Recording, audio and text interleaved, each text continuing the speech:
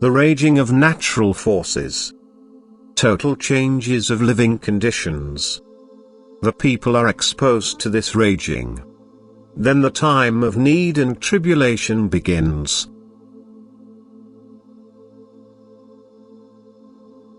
It is impossible to make people believe that their earthly life will completely change during the forthcoming time. They count on an end to their time of suffering, followed by economic development and flourishing and improved living conditions, and on a time of tranquility and peace which will replace the time of upheavals and suffering. They don't want to believe that a far more difficult time is still ahead of them, that they cannot expect any improvement but will still have to endure indescribable suffering and misery. And they dismiss any reference to this as fallacy or imagination.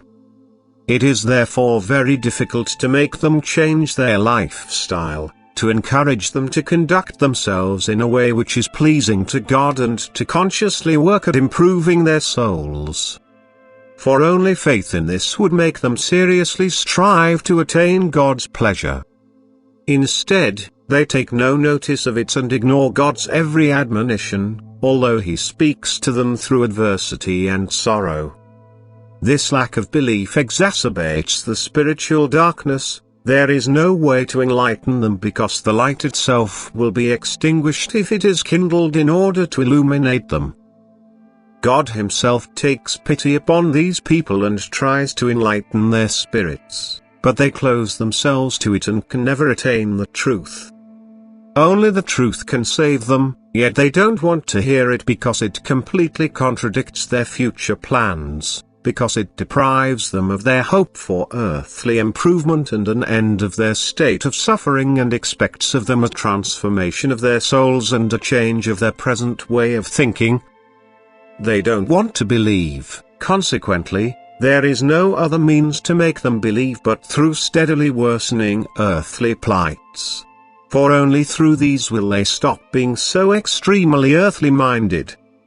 And this increased earthly suffering will come about through an event which will dwarf everything which came before it, because people will be left at the mercy of the raging of natural forces which human will cannot control. For only when they recognize a higher power will they bow down to this authority and humbly ask for help. Thousands of people will certainly be severely affected, and the suffering should be enough to make them realize their own helplessness and prompt them to sincerely call upon God for help. However, for as long as people are the creators of great adversity, it will result in increased hatred and often greater ungodliness, because in their immense adversity they are no longer able to recognize the God of love. But as soon as they are faced by a power which they will have to acknowledge because it visibly expresses itself, the possibility also exists that they will bow down to this power and appeal to it for mercy. Then God can helpfully intervene.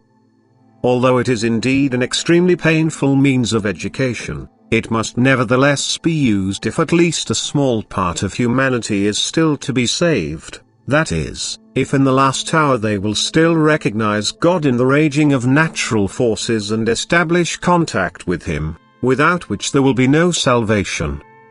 And thus the most powerful event lies ahead of humanity, which it will be unable to escape but which cannot be averted by God because humanity does not heed His admonitions and warnings, nor does it change its conduct, but continues to go on living thoughtlessly without paying attention to Him. The slightest God-inclined will would prevent this event from happening and prompt God to show mercy and forbearance, yet people distance themselves increasingly further from God and act in opposition to His will. And since God foresaw this will from the very beginning, He has also known for an infinitely long time the effect of people's wrong will and uses the final means in order to win those people over for Himself who are as yet not entirely opposed to Him. He will make the earth tremble and thereby instill fear and terror in people. He will speak to them through the elements of nature. He will let the forces of nature erupt and express Himself loudly and clearly through these. And this event will entail immense changes. It will cause a complete turnaround in every individual person's lifestyle, And the consequences of the natural disaster will be so very significant that everyone will have to pay attention to it, thus no one will remain unaffected by it. And blessed is he who will still change his thoughts, blessed is he who will still be able to recognize the hand of God in everything that will still be imposed on humanity in the coming time, blessed is he who will still find his way back to God, who strives to fulfill his will and establishes the right relationship with him. He will be helped by God in his adversity, and the difficult time will not be in vain for him if it pulls his soul back from the abyss before it is too late. Amen.